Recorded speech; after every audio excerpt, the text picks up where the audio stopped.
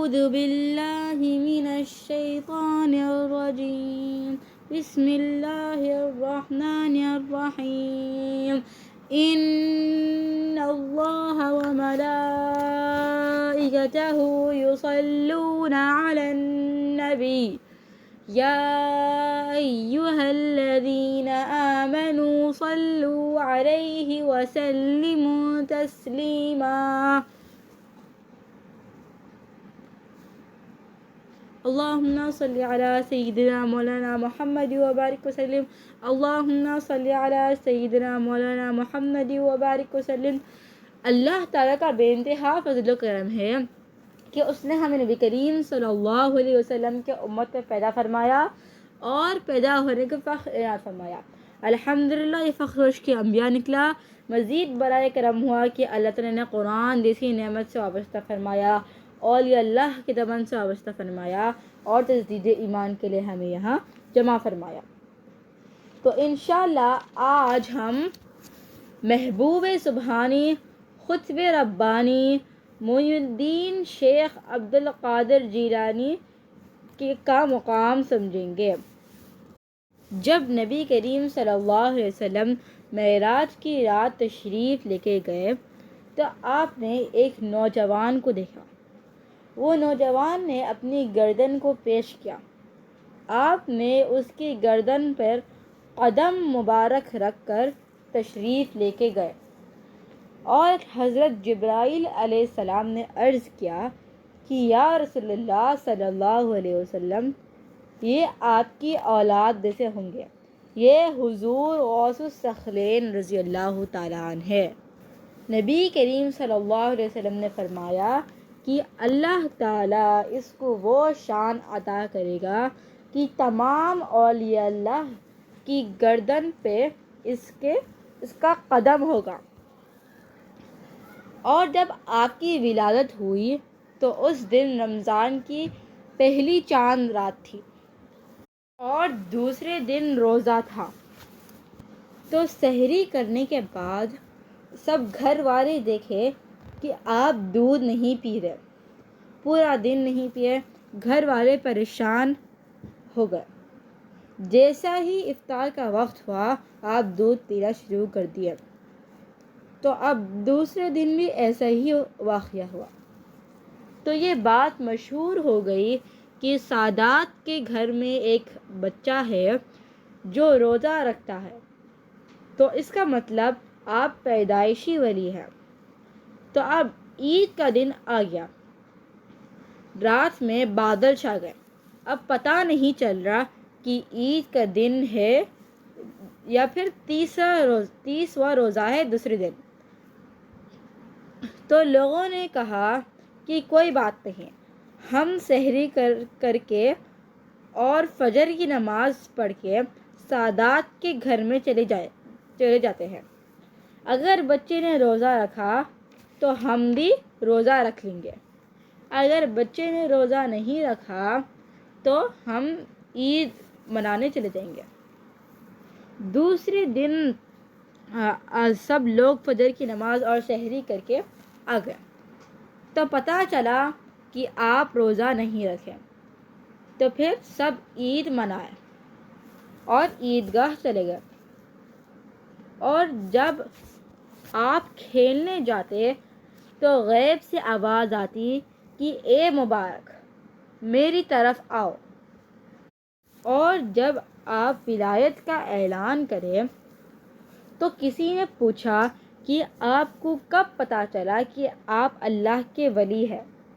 تو آپ نے فرمایا کہ جب میں پہلی بار مدرسے کو جا رہا تھا تو میرے ارد گرد فرشتے موجود تھے، پھر جب میں مدرسے کو پہنچا تو فرشتے کہتے کہ اللہ کے ولی کو بیٹھنے کی جگہ دو، تو مجھے پتہ چل گیا کہ میں اللہ کا ولی ہوں۔ تو آپ کا یہ مرتبہ ہے کہ آپ کے ارد گرد فرشتے ہیں۔ کب؟ جب آپ مدرسے کو جا رہے ہیں اور فرشتے کہہ رہے ہیں کہ اللہ کے ولی کو جگہ دو بیٹھنے کی۔ اور ایک واقعہ ایسا ہوا کہ کچھ بچے گائے کے ساتھ کھیل رہے تھے، معصوم بچے تھے۔ تو آپ کو بھی کھیلنے کا من کرا تو آپ بھی کھیلنے کے لیے آگے بڑھے۔ تو گائے پلٹ کر کہتی ہے کہ اے عبد القادر، تم اس کام کے لیے دنیا میں نہیں آئے۔ آپ دوڑتے ہوئے اپنے گھر کی طرف آئے۔ حج کا مہینہ چل رہا تھا۔ آپ چھت پہ چڑھ گئے، دیکھے تو عرفات کا میدان نظر آ رہا ہے اور حاجی نظر آ رہے ہیں۔ یہ سب دیکھ کے آپ نیچے آئے اور فرمائے کہ اے میری ماں، تو مجھے اللہ کے سپرد کر دے، مجھے اجازت دے کہ میں بغداد جاؤں اور علم دین حاصل کروں۔ تو والدہ نے فرمایا کہ کیا ہوا بیٹا، تم ایسا کیوں بول رہے ہو؟ تو پھر آپ نے پورا واقعہ سنایا۔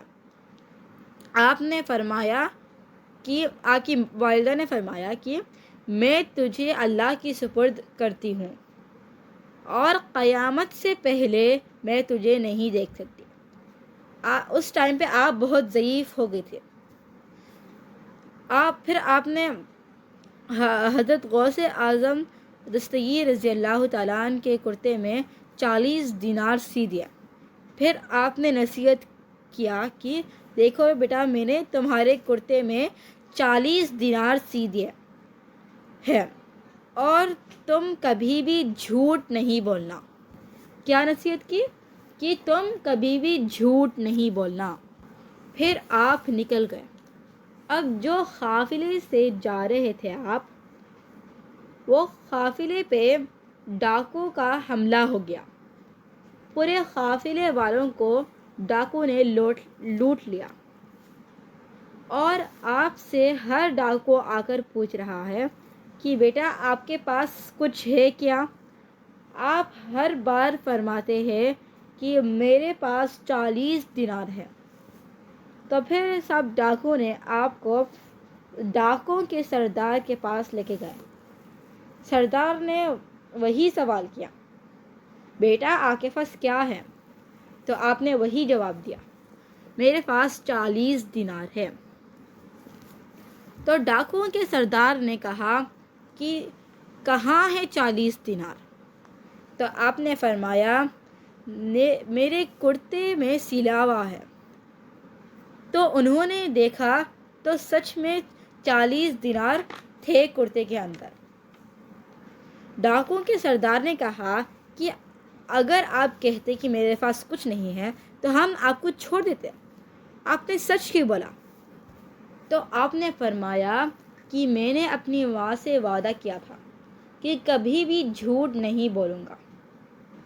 تو آپ کی یہ بات سن کر وہ ڈاکو کے سردار نے ایمان لا لیا۔ تو یہ تھا آپ کا مرتبہ اور یہ آپ کی کرامت کہ آپ بھی صرف علم حاصل کرنے کے واسطے جا رہے ہیں، تو اب جاتے وقت ہی آپ کے ہاتھ سے کوئی مسلمان ہو گیا، کسی نے ایمان لا لیا، تو یہ ہے آپ کا مرتبہ، یہ ہے آپ کی کرامت۔ اور پھر جب آپ پورا علم دین حاصل کر لیے تو آپ تقریر نہیں فرماتے تھے۔ تو نبی کریم صلی اللہ علیہ وسلم خواب میں آئے۔ نبی کریم صلی اللہ علیہ وسلم نے فرمایا کہ بیٹا تقریر کرو، تم تقریر کیوں نہیں کرتے؟ آپ نے فرمایا کہ یا رسول اللہ صلی اللہ علیہ وسلم، میں عجمی ہوں اور وہ عرب ہے۔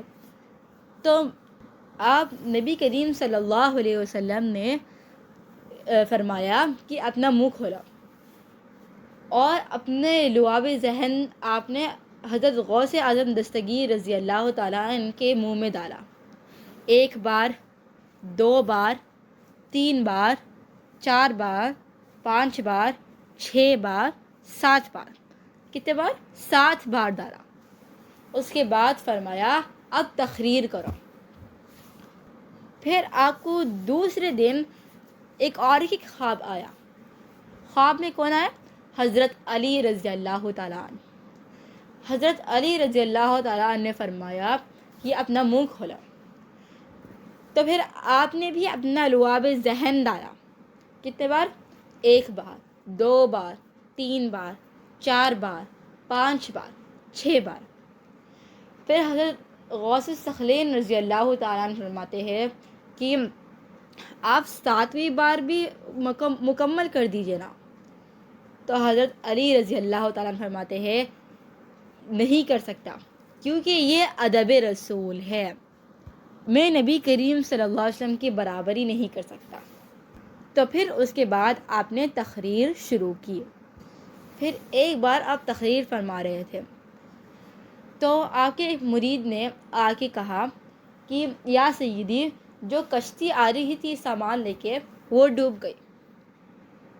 تو آپ نے آنکھیں بند کر لیے اور پھر تھوڑی دیر مراقبہ کرے۔ اس کے بعد آپ نے فرمایا الحمدللہ۔ تو لوگ پریشان ہو گئے۔ پھر اس کے بعد آپ تقریر فرما رہے ہیں۔ اس کے بعد پھر وہ مرید آئے اور فرمایا اور عرض کرے یا سیدی، وہ جو نیوز تھی وہ غلط تھی، جہاز صحیح سلامت ہے۔ پھر آپ تھوڑی دیر مراقبہ کے واسطے چلے گئے، آنکھیں بند کر لیا۔ پھر تھوڑی دیر کے بعد آنکھیں کھول کے آپ نے فرمایا الحمدللہ۔ پھر جب تقریر ختم ہو گئی تو مریدوں نے عرض کیا کہ یا سیدی، جب بری خبر آئی تو بھی آپ نے الحمدللہ کہا، اور جب اچھی خبر آئی تو بھی الحمدللہ کہا۔ تو آپ نے فرمایا کہ میں بری خبر کو نہیں دیکھ رہا تھا، میں اپنے دل کو دیکھ رہا تھا۔ جب بری خبر آئی تو میں نے اپنے دل کو دیکھا کہ میرا دل بری خبر کی وجہ سے وہ تو نہیں ہو گیا، اللہ تعالیٰ سے جدا تو نہیں ہو گیا۔ تو پھر میں نے پایا کہ میرا دل اللہ تعالیٰ سے جڑے ہوا ہے، میرا دل اللہ تعالیٰ کی یاد میں ہے۔ پھر جب اچھی خبر آئی تو میں نے پھر اپنے دل کو دیکھا اور میں اپنے دل کو دیکھ کے الحمدللہ کہا۔ پھر جب اچھی خبر آئی تو میں اپنے دل کو پھر سے دیکھا کہ خوشی میں یہ دل اللہ تعالیٰ سے دور تو نہیں ہو گیا، اللہ تعالیٰ کی یاد سے غافل تو نہیں ہو گیا۔ پھر جب میں نے دیکھا تو میں نے پایا کہ خوشی میں یہ دل غافل نہیں ہوا، اللہ تعالیٰ کی ذکر سے غافل نہیں ہوا، یہ دل جیسا تھا ویسے ہی ہے۔ اس لیے میں نے خوشی پہ بھی الحمدللہ کہا اور بری خبر پہ بھی الحمدللہ کہا۔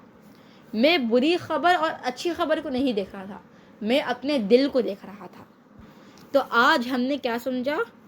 محبوب سبحانی خطب ربانی معین الدین شیخ عبد القادر جیلانی کا مقام۔ تو آپ کا مقام جیسا حضرت جبرائیل علیہ السلام کا فرشتہ میں مقام ہے، ویسا آپ کا اولیاء اللہ میں مقام ہے۔ تو اسی سے اپنی بات کو ختم کرتی ہوں۔ اللہ تعالیٰ سے دعا کرتی ہوں جو کچھ بھی کہا گیا سنا گیا عمل کی توفیق عطا فرما، کہنے والے کے عمل کی توفیق عطا فرما، سننے والے کے عمل کی توفیق عطا فرما، ہر دو کے عمل میں اخلاص عطا فرما، قبول فرما لے۔ واسطہ نبی کریم صلی اللہ علیہ وسلم کا، ان اللہ وملائکتہ یصلون علی النبی یا ایھا الذین آمنوا صلوا علیہ وسلموا تسلیما، اللہم صل علی سیدنا مولانا محمد وبارک وسلم برحمتک یا ارحم الراحمین والحمد للہ رب العالمین۔ السلام علیکم ورحمۃ اللہ وبرکاتہ۔